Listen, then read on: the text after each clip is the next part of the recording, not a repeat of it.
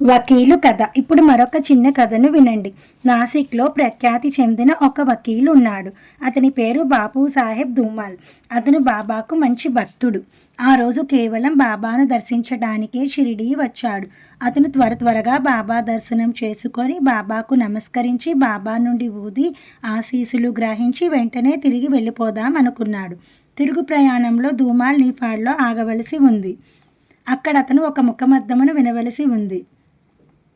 అక్కడ అతను ఉండడం అత్యవసరం. ఇది అతని ప్రణాళిక. అతను తిరిగి వెళ్ళడానికి బాబా అనుమతిని అడిగాడు. కానీ బాబా అనుజ్ఞ ఇవ్వలేదు. బాబా అతన్ని వారం రోజులు ఆపాడు. కేసు వినడం వాయిదా పడింది. జడ్జిను ఉదరశూల బాధించింది. కాబట్టి సహజంగానే కేసు వాయిదా పడింది. ధూమాల్ సమయం సార్థకంగా గడిచింది. ఇలా సాయిలీల విచిత్రంగా ఉంటాయి. ఒక భక్తురాలి కథ.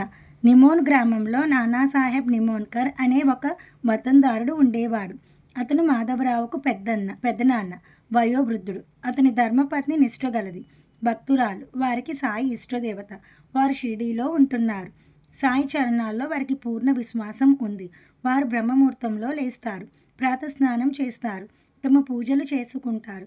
తర్వాత కాగడి ఆరతి ఇవ్వడానికి చావడికి వస్తారు.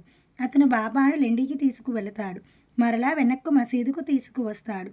ప్రేమపూర్ణ మనసుతో అతను బాబాకు కావలసిన సేవలన్నింటినీ చేస్తాడు. అతని ధర్మపత్ని కూడా తనకు చేతనైనంతగా అతి ప్రేమతో బాబాకు సేవలు చేస్తుంది.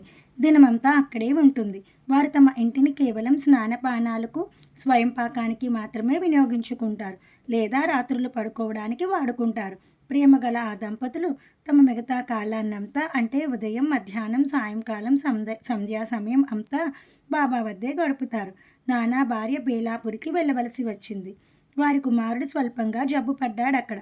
తన భర్తతో విచారణ చేసి ఆమె ప్రయాణానికి ఏర్పాట్లు చేసుకుంది. తర్వాత ఆమె బాబాకు విషయం చెప్పి అతని అనుమతిని కోరింది. కానీ నాన్న ఆమె మర్నాడే తిరిగి రావాలని చెప్పాడు. ఆమె సందిగ్ధంలో పడిపోయింది. ఆ మర్నాడు పోలా అమావాస్య పర్వం. ఆ రోజు కూడా అక్కడే గడపాలని ఆమె ఆశయం. కానీ నాన్న దానికి ఒప్పుకోలేదు. దీనితో ఆమెకేం చేయాలో పాలుపోలేదు. ఎక్కడికైనా ప్రయాణం చేసే ముందు భగవంతునికి నమస్కరించి ప్రయాణం నిర్విఘ్నంగా సాగాలని ప్రార్థించి బయలుదేరడం ఆనవాయితీ.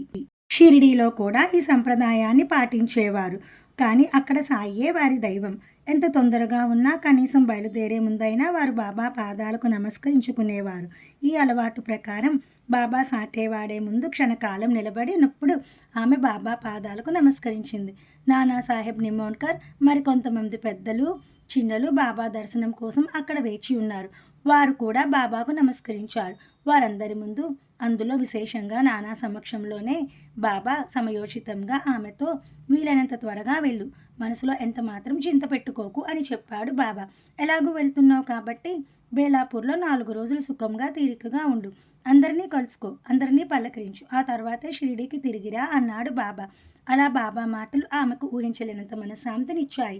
నిమోన్కర్ కూడా విషయం గ్రహించాడు. భార్యాభర్తలిద్దరూ సమాధానపడ్డారు.